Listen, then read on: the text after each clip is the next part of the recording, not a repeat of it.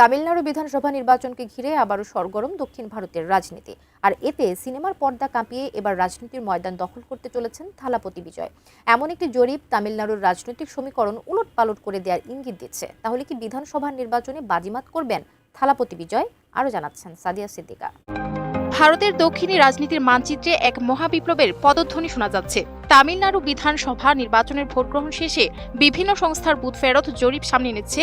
তাতে স্পষ্ট যে রাজ্যের চিরাচরিত দ্বিমুখী রাজনৈতিক সমীকরণ এবার ওলটপালট হতে চলেছে। বিশেষ করে অভিনেতা থালাপতি বিজয়ের নবগঠিত দল তামিলাগা ভেট্রি কাজাগাম বা টিভিকে তাদের প্রথম নির্বাচনী লড়াইতে যে ধরনের উত্থানের ইঙ্গিত দিয়েছে তা রাজনৈতিক বিশ্লেষকদের রীতিমতো চমকে দিচ্ছে।